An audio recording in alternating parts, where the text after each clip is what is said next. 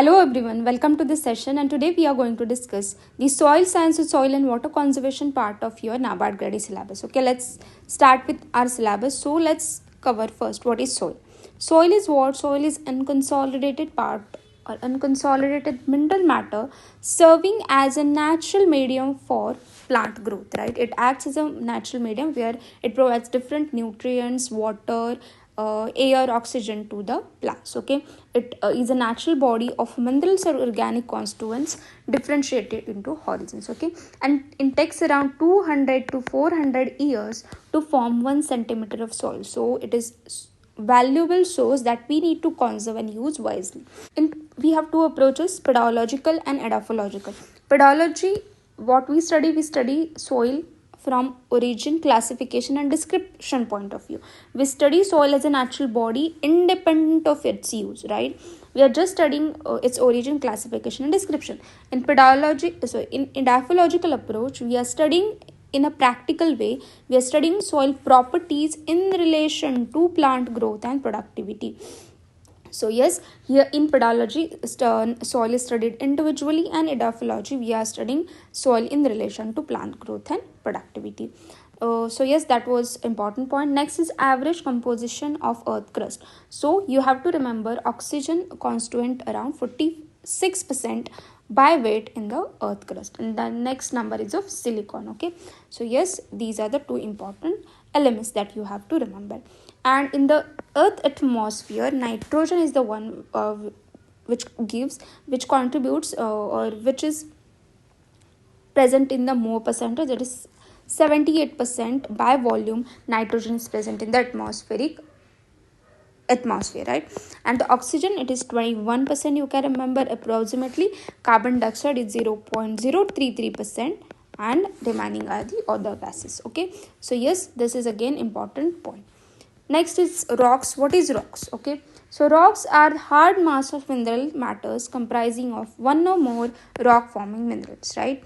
So the study of rocks is called as a petrology, and there is another concept, that is petrogenesis. So what is the difference between petrology and petrogenesis?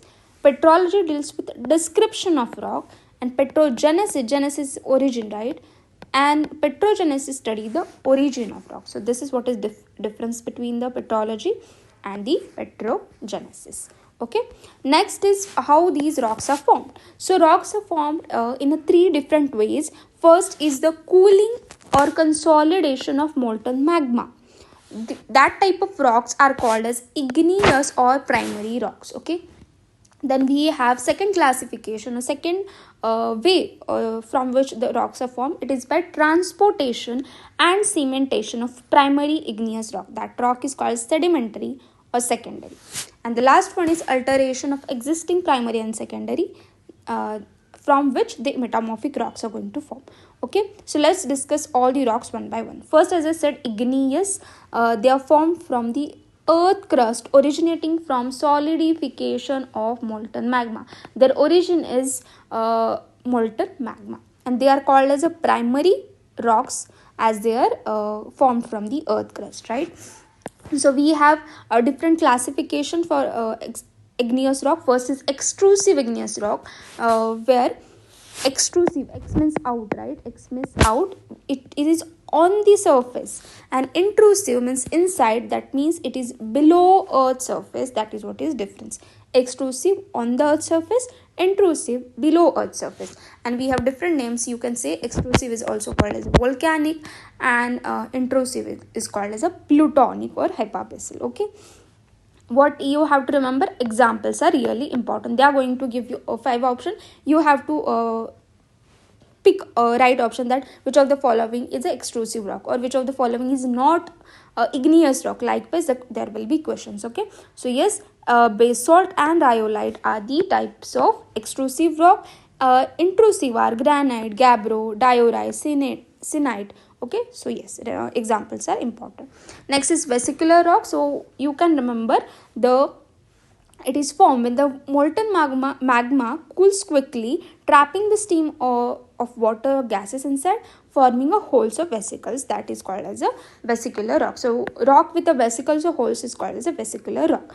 And the examples are pumice or scoria. Okay, so yes, these are the igneous rock. Next is there is a classification based on the silica that is present. This is again important. Okay, so when the silica present is more than 6.5%, then we call it as an acidic rock. And when that silica SiO2 present is between 40 to 55, then we call it as a basic rock, right? And when the concentration is in between, then it is an intermediate rock. Easy, right? So examples are again, as I said, important. You can remember B is for basic and B is for basalt, right? So yes, basic rock first. Important example is basalt, or you can remember gabbro.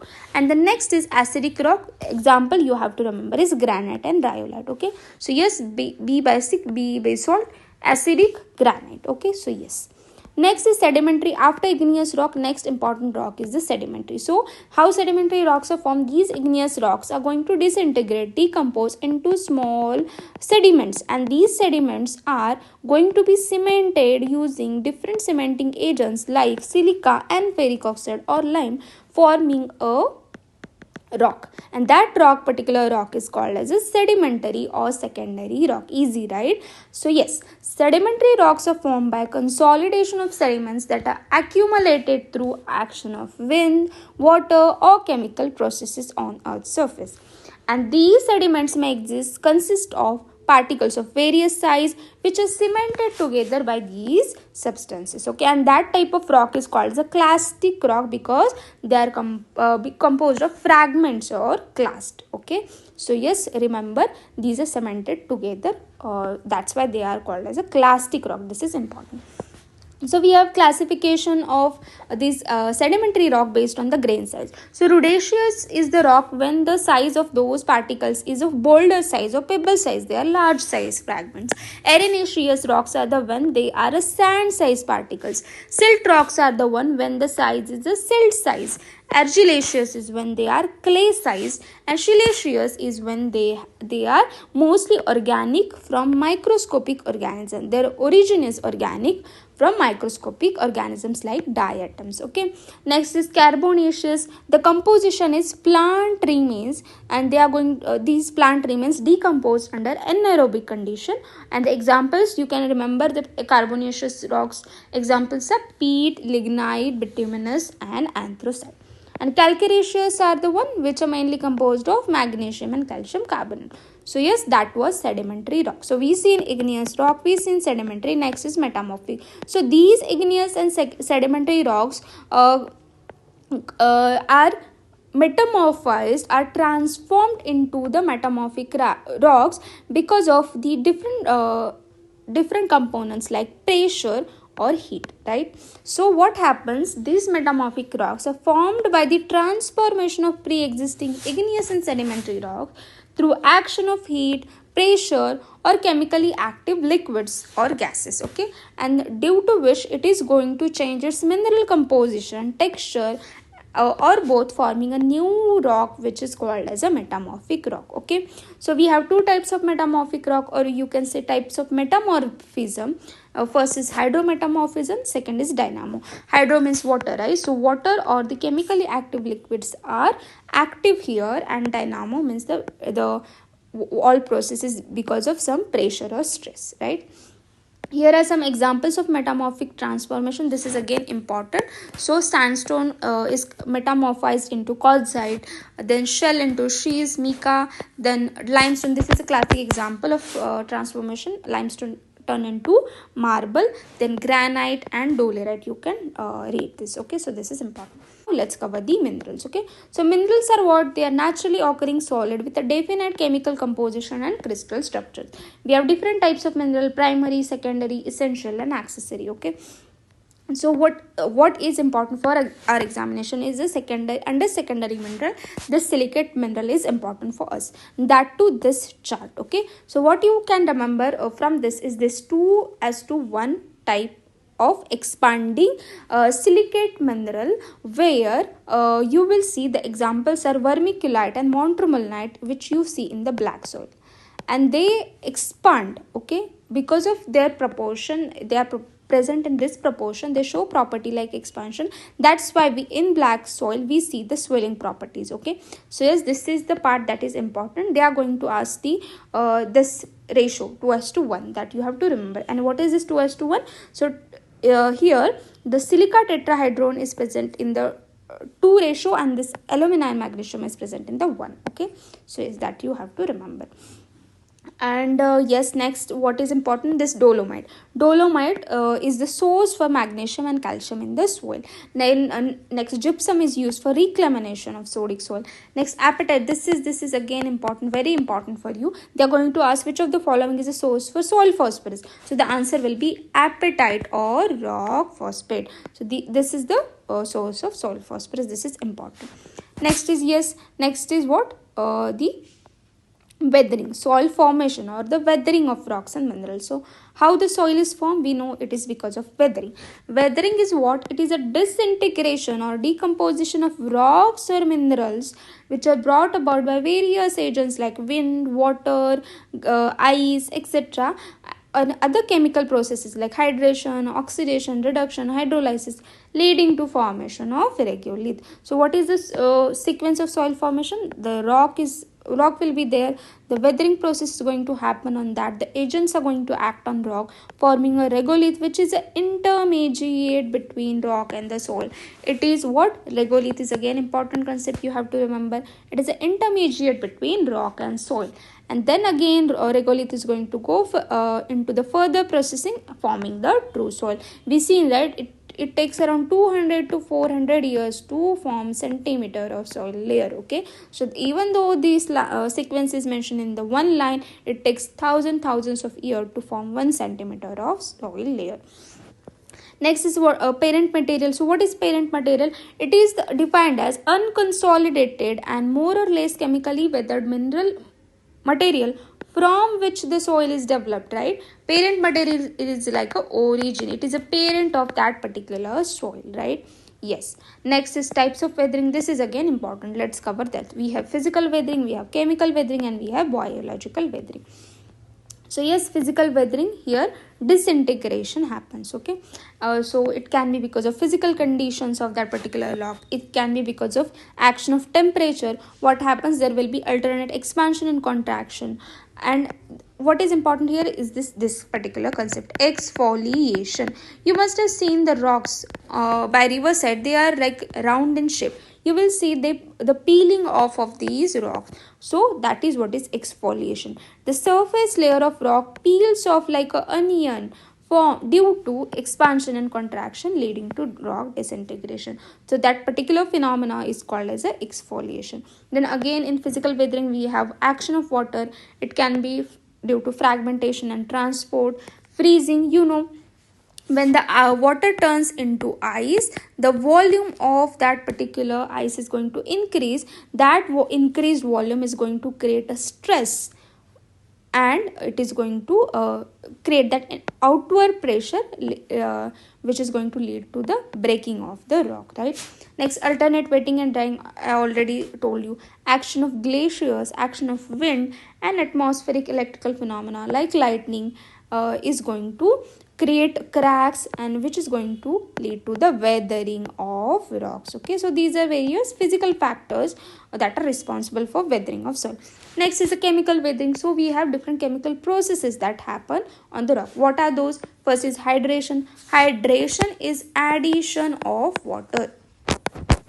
Combination of chemical combination of water molecule with the mineral to form a new mineral, which is going to change its chemical properties, making it a softer, and with the time it is going to fall apart. Okay, so yes, hydration, what happens? The chemical combination of water molecule with that particular rock, or you can say. Next process in the chemical weathering is a hydrolysis. Lysis is a breakdown, right? Lysis is a breakdown of water into H plus and OH minus ions. Because remember, hydration, combination of water. Hydrolysis is a partial dissociation of water. Next is oxidation. We know what happens in the oxidation. Combination of oxygen, right? Then reduction, what happens? Removal of oxygen, which is going to change different chemical properties of that particular rock mineral, leading to disintegration. Okay, and yes, remember this waterlogged condition. We know that in the waterlogged condition there is an absence of oxygen, there is a limited oxygen that is present, and because of which what happens, this ferric ion is converted into ferrous ion, and because of which the soil color is going to be blue or green. This is a conceptual question that was asked. Remember, waterlogged condition, the color will be bluish or greenish due to change in its chemical compounds, right? So yes, this is important. Next is solution. What happens? Soluble substances are removed by continuous action of water, and rock no longer remains solid and forms holes. Take example, this is a rock, and this part of the rock is soluble in the water. With the water, it is going to it will flow away with the water, creating that particular hole, which is ultimately going to weaken that particular rock, right? And the last one is carbonation.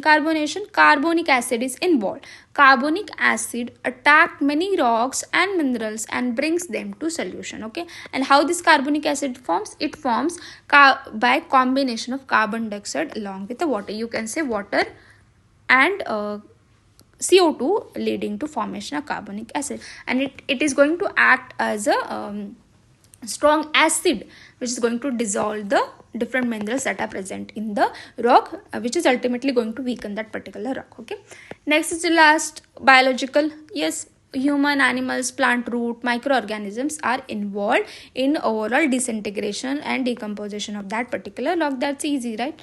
So yes, this was about the weathering. We covered physical weathering, we covered chemical weathering, and we covered biological weathering. So yes, next important concept is soil formation equation. So famous Dennis equation gives us 5 soil forming factors: climate, organism, relief, parent material, and time. Out of these 5, the 3 are passive factors, that is parent material, relief, and time. And active, the direct factors that impact the soil formation process are climate and the organisms of vegetation. Okay, just remember, climate and organism are 2 active factors, and remaining 3 are passive factors. Okay, so yes, this is important. Next, this concepts are important. Types of transported parent material. Okay, as I said, parent material is the origin of the soil. Okay, so these colloids is the one that is transported by gravity. Alluvium, we know alluvial soils that are found on the banks of river, right? So yes, alluvium is transported by water. Lasterian is transported, or it is settled in the lake beds. Moraine is the term which is used for the glacial origin transported parent material, and the aeolian or Aeolian is for the wind-blown silt or sandy material. Okay. Next important point is the stages of weathering in the soil formation. So we have 5 stages. First is initial, second is juvenile, virile, senile, and final. This is important. Okay. So initial is unweathered parent material. Of course, it is just start, so most of the parent material is unweathered. Next is juvenile. Weathering is started, but much of the original matter remains unweathered. It is like a starting 1%, 2%, 3%. It is like in that stage. Virile is easily weatherable minerals are fairly decomposed. It is like a 50-50. We are on the half, which those were easy to weather, they are weathered, but the slowly or the resistant, those who are slightly resistant to weathering are still present. Okay, so it is like a 50-50. Okay, next senile is like a decomposition at the final stage. Only the resistant mineral remain. It is like a 90% of the work is done, and the final is like a total process is completed. So what are the stages? Initial, juvenile, virile, senile, and the final. Okay, so yes. Next is soil forming process. This is the most important part. From here, the questions are there in your mains. Okay, this is really important part. Okay, so let's start with the humification. And how they are asking question, they are discussing. Okay, this is the process, and what is the name of this particular process. So you have to identify. So just do the definitions. Okay, that is enough. So humification is the process of decomposition of raw organic matter to humus. That is simple. Formation of humus by decomposition of raw material is called as a humification. Next is eluviation. E for exit. exit of what? Exit of this iron, aluminium, silicon or calcium carbonate or humus from one layer to the layer which is present below. Okay, so it involves removal of these constituents from upper layer to lower soil layers, and it is called as what? A2 layer or E is for this E. Okay, that is easy. E for exit, I for in. Okay, whatever was exited from this layer is going to accumulate here. Okay, deposition of soil material in the lower layer is termed as alluviation. It is called as a B horizon. Okay, it is called as a B horizon. Next is horizonation. Horizonation, we know, right? These are the horizon, soil horizon. It is what? Differentiation of soil into distinct horizons or layers due to fundamental processes is called as horizonation. Is easy. Next is calcification. Just remember, calcification is when precipitation and accumulation of calcium carbonate. Decalcification is removal of that CO3, right? It's easy. Calcification, accumulation of calcium carbonate. Decalcification, removal of calcium carbonate. Next is podzolization. It is about formation of podzoles. What are the podzol soils? Podzol soils are the one that are acidic, bleached and ash-like. Okay, and they are found in particular climatic regions like cold, humid, where acid-producing vegetations like coniferous pines are present. Okay, this is important. So yes, the podzols or podzol-like soils are going to form in this particular region, and that particular process is called as a podzolization. Next is laterization.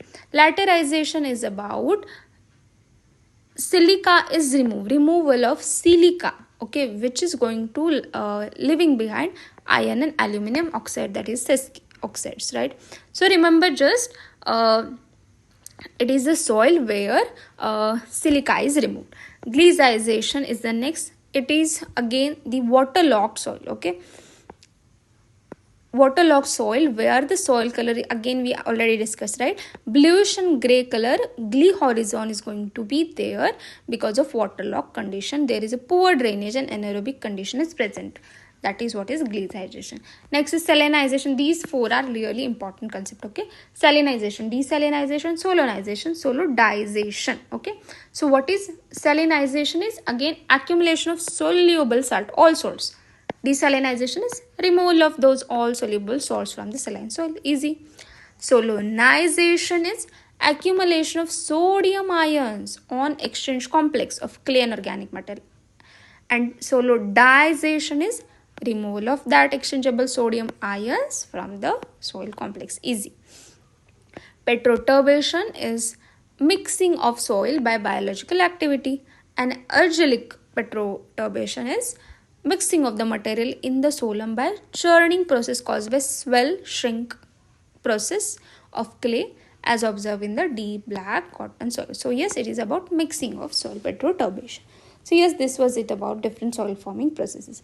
Next is the soil profile. We know soil profile, O is the organic, where you will mostly find the more than 30% organic matter will be present, and it is absent in the cultivated or grassland area. It is present in the forest area. Okay, first is the O horizon. Next is the A horizon, or you can say topsoil or the alluviation, where we know there will be humified organic matter, okay, and leaching of this all clay, Fe and aluminum. B is where the accumulation of this clay, FeAl will be there. It is called the B zone or the alluviation zone. C horizon is the parent material zone. It is unconsolidated material and which is relatively unaffected by pedogenic processes.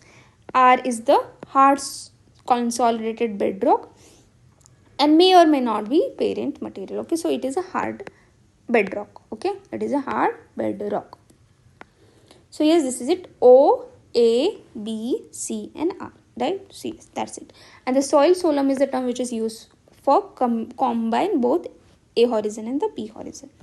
Next important terms are pedons and polypedon. Pedon is the smallest part that we can call as a soil, and polypedon is a combination of pedons.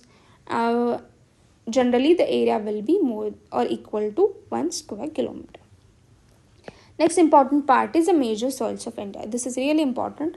So first is the alluvial soil. It comes in the inceptisolar antisoil soil order, and it covers majority part of the geographical area of India. And this question was asked that which of the following soil occupies majority geographical area of India. So answer was the alluvial soil, and they are formed by deposition of rivers, and Khadar is the new alluvium, Bhangar is the old alluvium. Okay.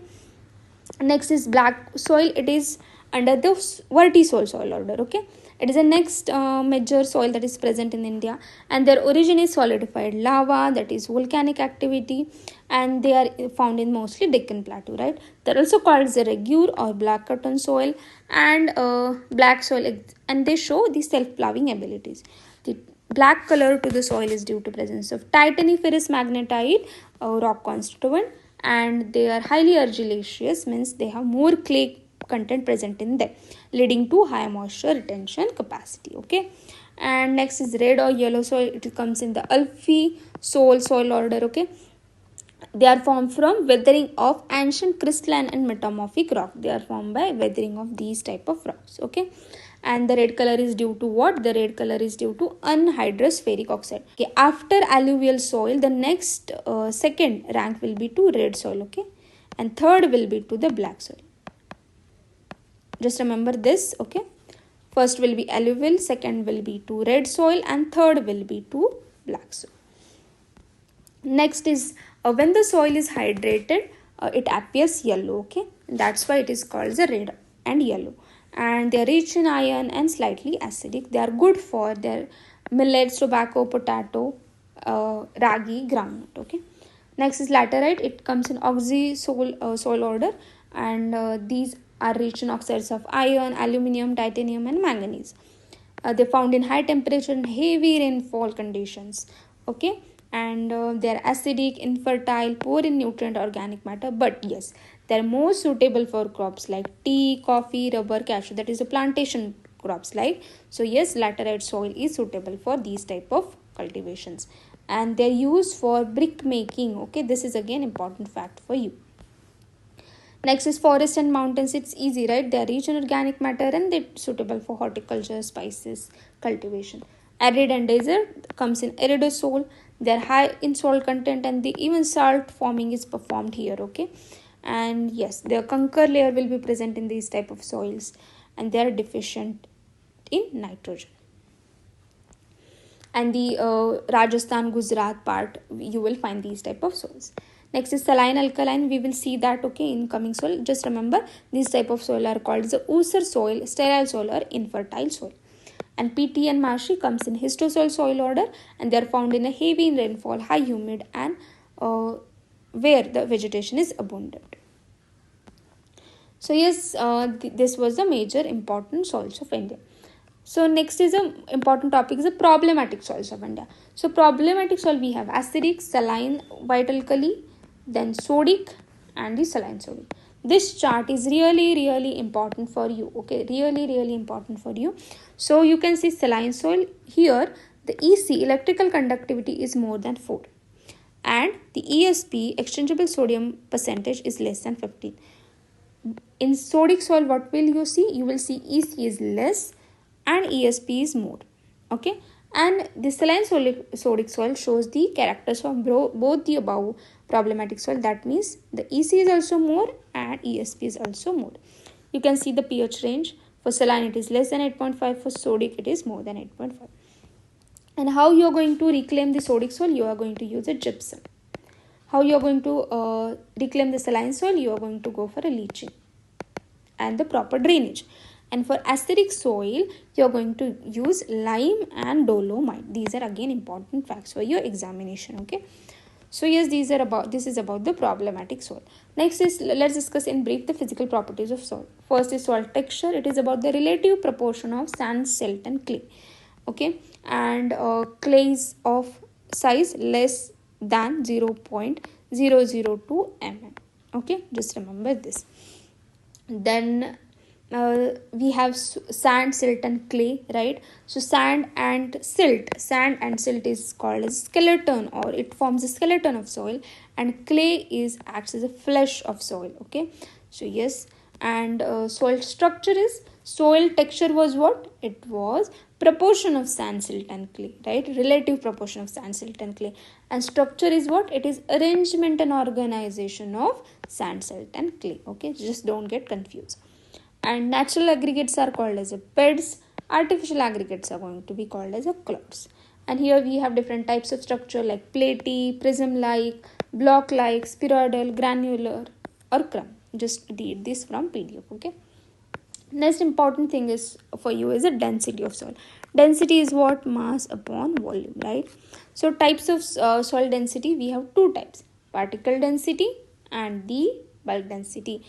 From agriculture point of view, this is important. Okay, so let's discuss what is particle density. Particle is like an individual particle, right? We are just considering that solid individual particle and not the space that is present between around it, pore space that is around it. So yes, particle is, we are considering just the individual soil particle.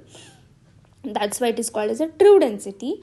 Here the formula is weight per volume of solid portion of soil only. Typically the particle density is about 2.65, right? And the bulk density is weight of oven dry soil per unit volume including pore space. So mass upon volume, here in volume you are considering the, so it, that volume will also include the pore space that is present in the particular soil. And for that reason, this bulk density is going to be always less than particle density. Remember this fact. Okay, from on this density you can expect the conceptual based understanding question. Okay, like for example, they are going to ask if we are going to add organic matter, the bulk density is going to increase or decrease. On that line the questions can be there. Okay, so remember, bulk density, we want less bulk density, we want low bulk density, that is favorable for us. So tell me, if we are going to add organic matter, that is good, right? That means the bulk density will be low, right? So bulk density decreases as soil structure becomes finer, right? As the pore space is going to increase, this bulk density is going to decrease, right? And that is good for us. More pore space is good for us, there will be good aeration, right? So yes, that's why low bulk density indicates favorable soil condition. That is important, please remember. So as I said, higher pore space, low bulk density.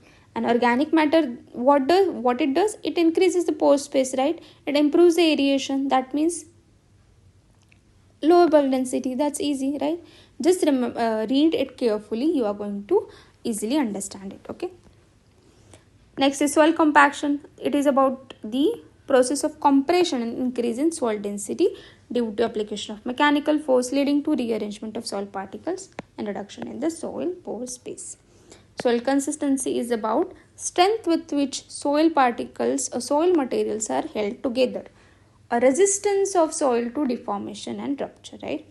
So yes, you can remember, consistency is resistance of soil to deformation and rupture, and the opposite concept is the plasticity. It is soil's ability to be molded and retain the shape even after that force is removed. Okay, so it is going to be remain in that particular shape or size, but consistency, it is going to come back to its original size, or it will show the resistance. So yes, next important thing is the soil color. In that, Munsell color chart is important. We have three components in that Munsell color chart. First is hue, second is value, third is chroma. Hue is the dominant spectral color and it can be red, yellow, blue. Next is value. Value is lightness and darkness. And chroma indicates the intensity or purity of that particular color. Okay, so yes, Munsell color chart is used for soil color identification, and we have hue, value, chroma in that particular chart. Next is soil water. That is again important concept. Gravitational water, just remember, gravitational water is not available for plant, and the soil moisture tension present is less than 1 divided by 3 atmosphere. Capillary water is available and it is present between 1 by 3 to 31 atmospheric pressure. Hygroscopic is again not available, and it is held at 31 to 10,000 atmosphere, which is so much high. That's why it is not available for plant. Biological, and based on biological, you will see available water again. It is present between fill capacity and wilting. This is important fact for you. Please remember this. Okay, available water lies between fill capacity and wilting point. Unavailable is whole of hygroscopic water plus the part of capillary water below wilting point. And super available is beyond the fill capacity and not usable by plants. Okay, which it is something that is not usable water. Okay, then we have soil moisture constant concept, field capacity. It is a capacity of soil to retain water against the downward pull of the force of gravity. Okay, and here you can see the force is 1/3 atmosphere. Then wilting coefficient, just remember it is a stage where even if you are going to apply water, the plant cannot recover. Okay, it is going to wilt anyway, even after you provide the irrigation. So it is of no use. So you don't want to reach this point. Okay, so you have to give irrigation before reaching this particular level. Okay, and the water at wilting coefficient is held at the force of 15 atmosphere. Then hygroscopic coefficient, here what happens, soil is extremely dry and it still holds a very thin layer of water that sticks directly to the soil particles, and the plants cannot use this type of water. Okay, so yes, that is the hygroscopic. And available water capacity, it is the amount of water required to apply soil at a wilting point to reach fill capacity is called as the available water. So yes, next important point is entry of water into the soil. So first is infiltration. Infiltration refers to the entry of water into the soil. Percolation is downward movement. Permeability is the relative ease or movement of water in the soil. Then we have the pH scale. pH scale gives us what, how hard soil holds water. If the pH is 0, it means it is fully saturated. If it's 7, it means it is completely dry. Next important concept is soil colloids. Two-phase system, one finely divided material dispersed in another, the part of size less than 0.001 mm. Okay, and this they can be organic or inorganic, and they're extremely small. Okay, they have a very high surface area and they are negatively charged. Okay, so these colloids are negatively charged. Okay, and they have role in the water absorption, then cation adsorption. So yes, they have a role. Okay, so what is cation exchange capacity? It is a sum total of exchangeable cations that can be adsorbed in is called as a cation exchange capacity. Okay, and base saturation is the percentage of cation exchange capacity occupied by base forming cations. So yes, these are two important concepts again. Then soil organic matter, we know soil organic matter is again important. The conceptual questions come from here. There are different processes in decomposition, that is ammonia, nitrification, denitrification. From here also there was a question in AF. Okay, so yes, conversion of organic nitrogen into ammonia is ammonification. Conversion of ammonia to nitrite and nitrate is the nitrification, and conversion of nitrate to gaseous nitrogen is the denitrification. So yes, then we have the mineralization and immobilization. Mineralization makes nutrient available to crop. Immobilization make them temporarily unavailable to plant. These concepts are important. Next is humus. Humus is the complex resistant brown or dark brown amorphous and colloidal organic substance in the soil. Okay, and it results from microbial decomposition and synthesis of plant and microbial resistance. It is a resistant and complex part of the soil. Then what are the properties of humus? It is composed mainly of carbon, hydrogen and oxygen. It is a negatively charged colloidal particle with a high surface area.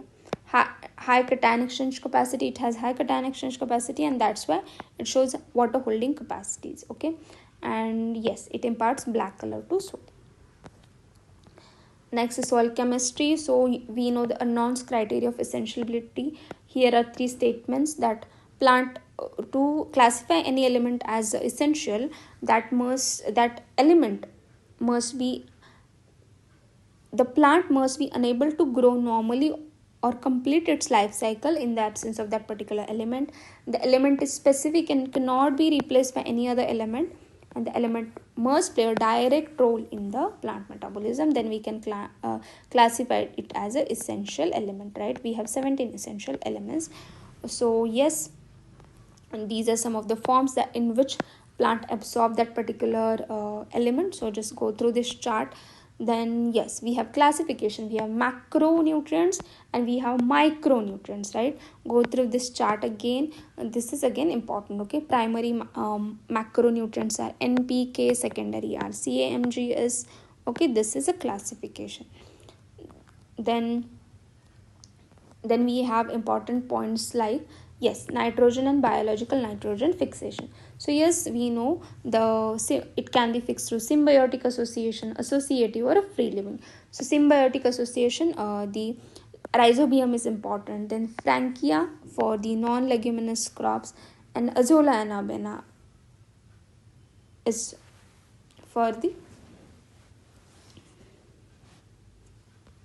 So yes, next important concept is this nitrogen and the biological nitrogen fixation. We know there are three important ways: symbiotic, associative, and free living. So examples are rhizobium for the legumes, then frankia for non-legumes, and again the azolla anabene combination.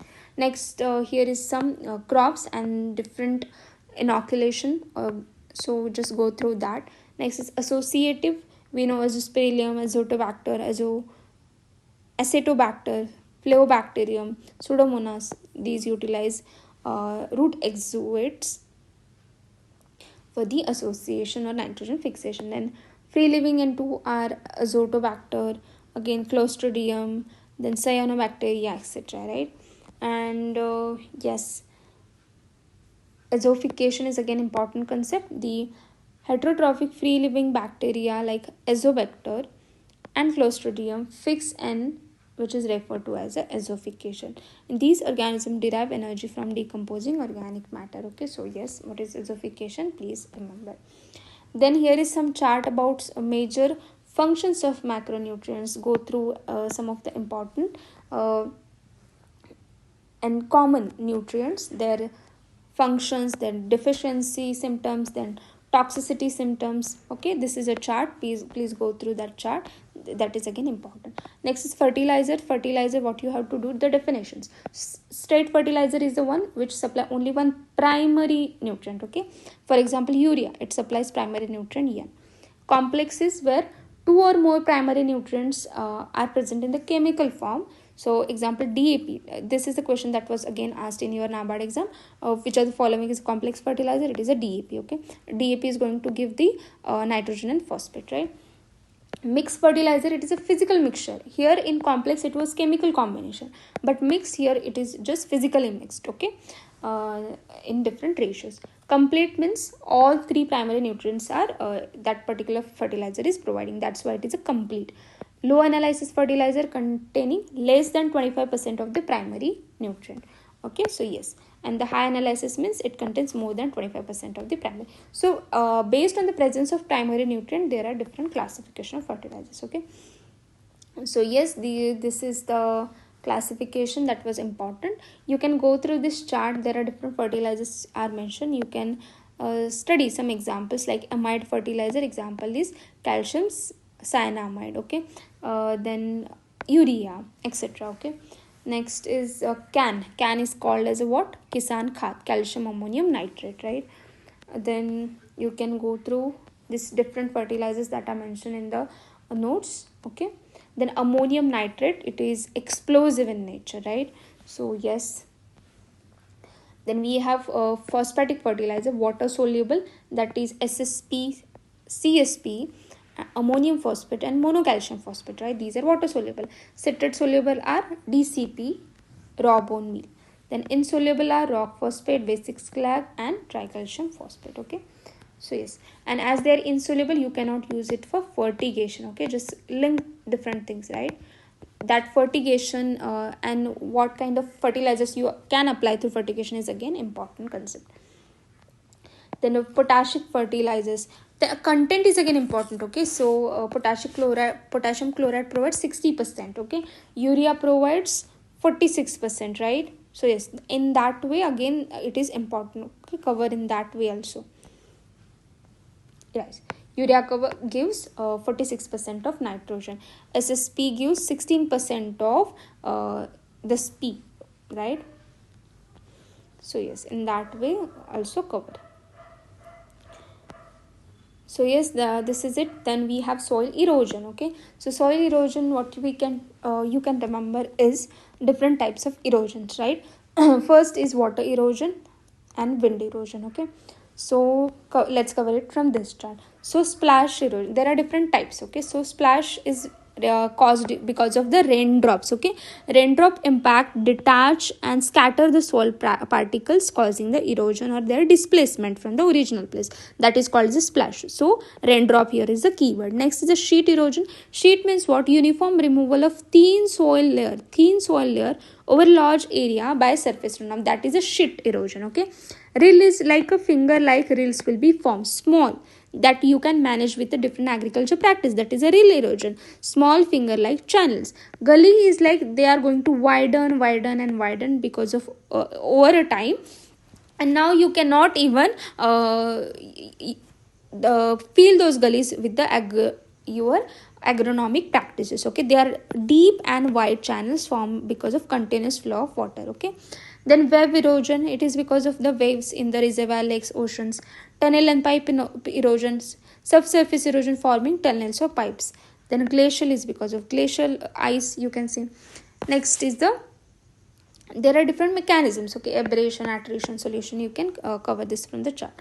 Then we have to control that, we have different you can say agronomic and engineering measures. Before that, let's cover the wind erosion. Okay, in wind erosion this concept is important: saltation, soil creep and suspension. In saltation, what happens? Medium sized particles bounce short distances due to wind force. Okay, here medium size. Okay, soil creep, larger particles roll and slide. Creep is like a roll and slide, right? And suspension is like in air, they are like very fine that they can move high and far in the air. They are like in a suspended form. So saltation is for medium side, soil creep is for large particles that roll and slide, and suspension is for a fine particles, okay, that can suspend. So yes, it is a soil and water erosion. So as I said, we have different agronomic measures and engineering measures. I think in the mains you can expect a descriptive question on this agronomic and engineering measures. So cover or collect fodder on this. Okay.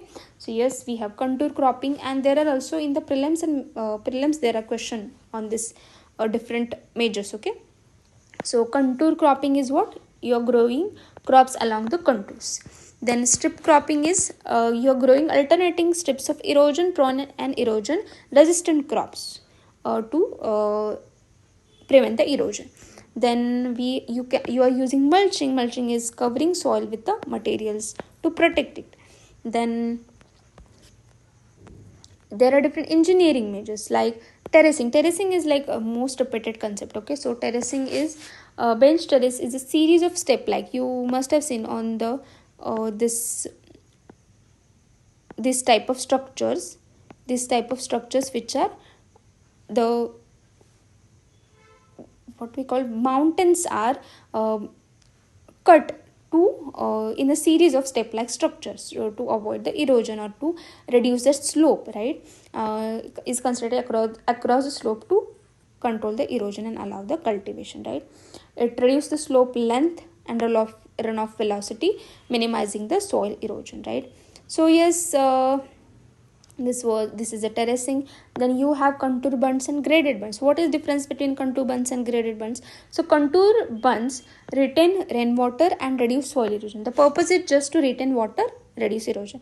But here that water, that extra water runoff is disposed safely, right? So here just we retain water and reduce erosion, but here we are managing that runoff, we are disposing that excess water, right?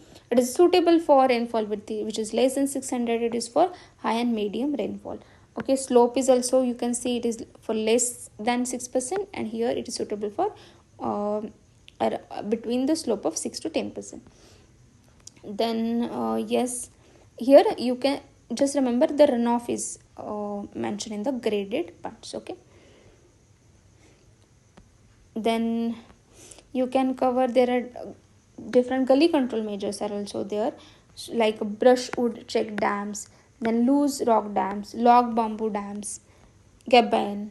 Okay, so yes, these are some of the structure that are used in the gully. Okay, stream bank erosion, again there was a question on the stream bank erosion.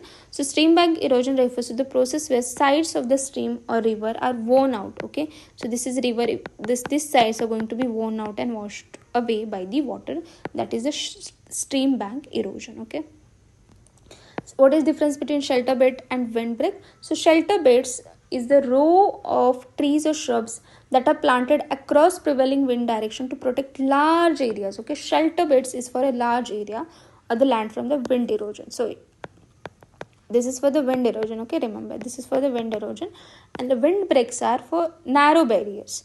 These were the rows of trees and shrubs. This is a narrow barrier of one or two rows of tree and shrub to reduce the wind velocity, protect specific or smaller area. So windbreak is for smaller area, shelter belt is for a larger area. Yes, that was it. Next is water harvesting structure. We have different water harvesting structures.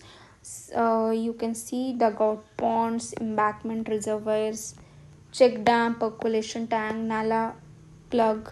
Okay, so yes. And the last one is the watershed management. Watershed is what?